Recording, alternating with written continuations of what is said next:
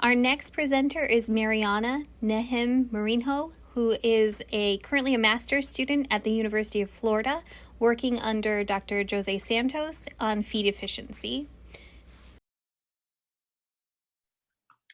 Hello, everyone. Thank you for the opportunity to share the work we have been doing here at the University of Florida. And the topic I'll be presenting today is feed efficiency, a critical trait for the sustainability and the future of the dairy industry. So why is selection for feed efficiency important? Because feed represents more than 50% of the total cost on a dairy farm, of which protein sources are the most expensive among the components of the diet. And also because of the increase in world population, which will increase the total food requirements 100% by 2050. So by selecting for highly efficient cows, it would reflect in a greater farm profitability, as well as less land utilization for the same level of production. And how has efficiency improved over the years? Basically by selecting for high producing cows. This figure is plotted from USDA data and shows that the sharply increased of 127 kilograms per year per cow combined with a lower number of animals, which means greater productive per animal. And therefore, the increase of efficiency has been made by diluting their maintenance costs due to a higher milk production. But improving feed efficiency by increasing milk yield has some limiting factors because now the animals are eating more and therefore increasing passage rate and decreasing nutrient digestibility. Another way of improving efficiency is by selecting for a trait that decreases the intake for the same level of production. And one of the most important advantages of doing this is that in addition to the benefits mentioned before, by selecting for a trait which is biologically related with feed efficiency, the reduction of production and emission of carbon dioxide, methane, and nitrous oxide is expected. Residual feed intake is a target trait for genetic selection that converts gross energy to net energy. And residual feed intake differs from a common feed conversion ratio because it accounts for the energy required for production, maintenance, tissue accretion and loss, parity, and it's adjusted for cohort. Residual feed intake is a heritable trait as well, and it has been associated with reduction of methane production in some of the studies, which is very important, right? So in order to select for greater efficiency, the trait has to be repeatable across diets, across systems, and lactational states as well. And the trait should not influence performance, body tissue mobilization, and health during early lactation. And a potential concern on selecting for residual feed intake is that most of measurements are usually taken from cows in mid-lactation, which is after the most critical period of their lives, where they are losing weight with a higher probability of getting sick and in a negative energy balance.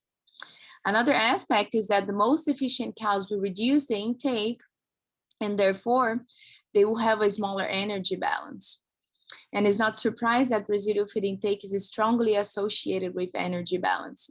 So we ask the question, does residual feed intake increase loss of body weight and body condition score and or increase risk of disease in early lactation?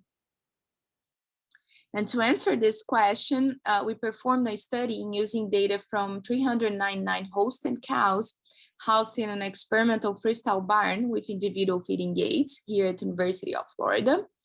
And we hypothesized that the ranking of efficiency is repeatable across lactational states, and that more efficient cows do not suffer from increased tissue mobilization or health problems in early lactation, and that the more efficient cows are also more nitrogen efficient cows. And to address those concerns, we performed a Pearson and Spearman correlation between residual feed intake in early lactation and mid-lactation, as you can see in the left figure, and between residual feed intake and residual nitrogen intake, which is a measurement of nitrogen efficiency. And it's clear that the residual feed intake is repeatable across lactational states, as well as it's highly associated with nitrogen efficiency. This is a short summary of our study from the 25% most and least efficient cows in mid-lactation, comparing with their performance in early lactation. And our findings showed that the more efficient cows eat less, but produce the same amount of energy-correct milk. And although they had a smaller energy balance, the amount of tissue energy did not change, which is we are accounting for body condition score and body weight. And this is likely because energy balance does not reflect the tissue energy change, because it assumes that cows have the same maintenance requirement, which is not true, and also that they extract energy from the feed with the same efficiency, which is also not true. We also found that a greater proportion of nitrogen intake was recovered as milk nitrogen for the most efficient cows. And more importantly, residual feed intake does not affect health of early lactation cows. We also established the associations between residual feed intake and performance in the first 105 days in milk. The Q represents the quartile effect, and the Q and week represents the interaction between quartile and weeks postpartum. The dark squares represents the most efficient cows, and the open cycles represent the least efficient cows. And dry matter intake, as you can see, was affected by quartiles, and we have a reduction of 3.5 kilograms of dry matter intake for the most efficient cows throughout the 105 days in milk. And we also had an interaction between quartile and week, as you can see, represented by the magnitude of the differences in dry matter intake.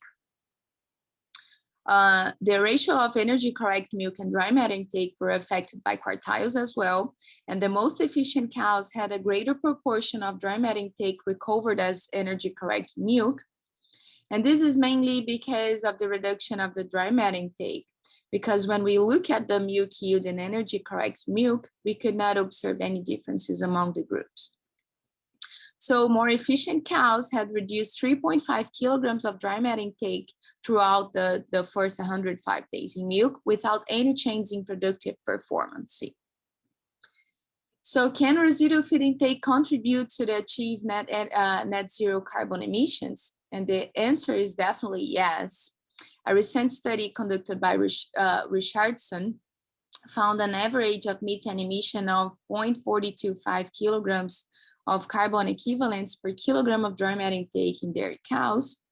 And this number will vary across production systems, but translating these values to our findings, by increasing efficiency, we would reduce 1.5 kilograms of carbon equivalents coming from the methane emissions per day.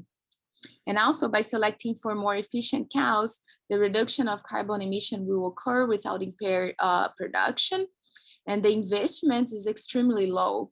We already have available genetic value for residual feed intake called feed saved in the selection programs. And even though it will take some time, this is an effective method to reduce carbon emissions and improve efficiency of dairy cows.